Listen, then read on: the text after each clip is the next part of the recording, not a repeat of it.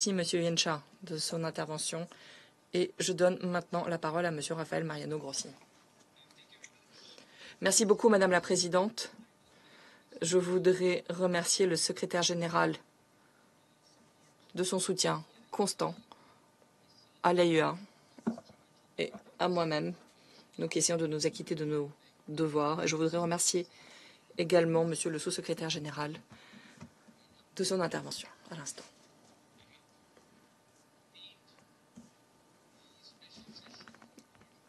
J'ai organisé une séance spéciale du Conseil des gouverneurs de l'AEA demain matin à Vienne pour poursuivre l'examen de cette problématique. Cette nouvelle problématique qui a commencé, ou plutôt qui s'est poursuivie aujourd'hui. Monsieur le secrétaire général, Madame la Présidente, chers collègues, le régime de non-prolifération nucléaire qui a sous-tendu la sécurité internationale depuis plus d'un demi-siècle est en jeu. Les événements dramatiques observés en Iran sont devenus encore plus graves vu ce qui s'est passé la nuit dernière, à savoir les bombardements qui ont eu lieu et le risque de voir le conflit s'étendre. Nous avons une occasion à saisir pour retrouver le dialogue et la voie de la diplomatie. Si cette fenêtre d'opportunité se referme, les violences et la destruction atteindront des niveaux inconcevables et le régime de non-prolifération mondiale tel que nous le connaissons s'effondrera.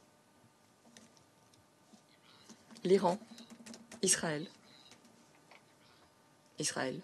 l'Iran, le Moyen-Orient ont besoin de paix et il existe une voie diplomatique.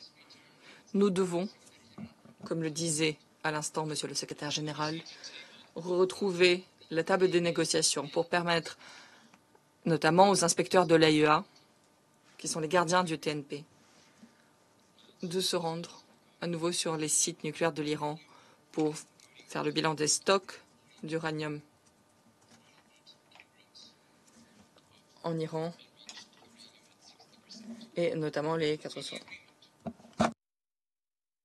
kilos d'uranium enrichi à 60%. Tout arrangement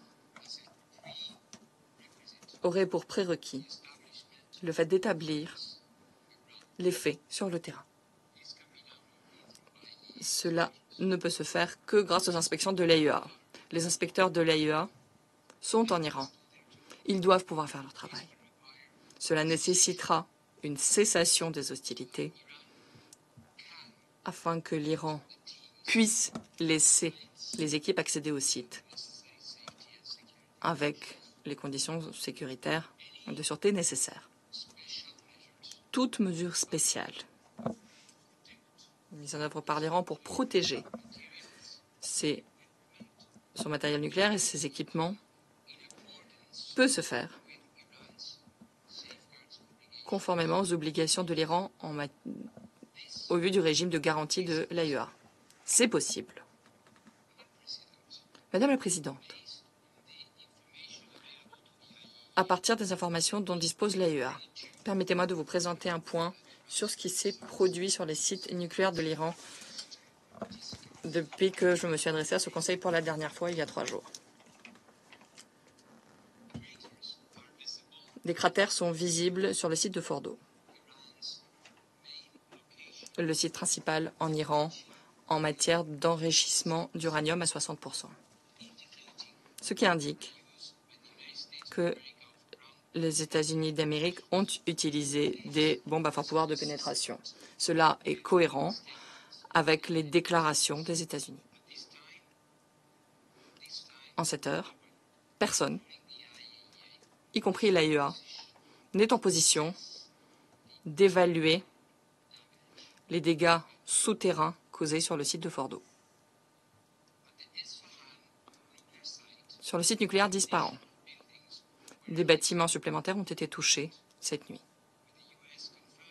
Les États-Unis ont confirmé avoir utilisé des missiles de croisière.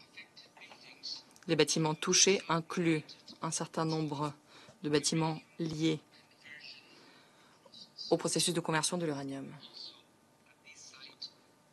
à ce site également des entrées dans les tunnels utilisés pour le stockage de matières enrichies semblent avoir été touchées. Sur le site d'enrichissement de Natanz, l'usine d'enrichissement de combustible a été touchée encore une fois. Les États-Unis ont confirmé avoir utilisé des munitions à fort pouvoir de pénétration. L'Iran a informé l'AIEA qu'il n'y avait pas eu d'augmentation en dehors de ces sites des niveaux de radiation, et ce pour ces 3 sites. La situation sur tous les autres sites en Iran reste telle que je vous l'ai décrite il y a 3 jours. Nous continuons à suivre la situation et nous encourageons les instances réglementaires iraniennes à maintenir les contacts nécessaires avec l'AIEA et notamment sa branche urgence incident. Madame la Présidente, l'AIEA a constamment souligné, elle n'a cessé de le faire, comme dans le cadre de ces résolutions, que les attaques armées contre des sites nucléaires ne devraient jamais avoir lieu, car elles pourraient entraîner une libération de matières radioactives avec des conséquences immenses dans le cadre de l'État en question et au-delà de ses frontières. Ainsi, je voudrais encore une fois appeler à faire preuve de la plus grande retenue. Une escalade militaire menace des vies et retarde une solution diplomatique qui permettrait à long terme de faire en sorte de s'assurer que l'Iran n'acquiert pas d'armes nucléaires. Cela vient également menacer le régime de non-prolifération globale, mondiale. Comme je l'ai dit il y a 3 jours et précédemment, je suis prêt à me rendre immédiatement sur place pour dialoguer avec toutes les parties pertinentes pour aider à faire en sorte que soit assurée la protection des sites nucléaires et pour faire en sorte que soit assuré l'usage pacifique des technologies nucléaires conformément au mandat de l'agence. Avec votre soutien, l'AIEA peut déployer des experts en sûreté et sécurité nucléaire en Iran immédiatement, ce qui viendrait s'ajouter à nos inspecteurs de sécurité, et ce, là où il serait nécessaire.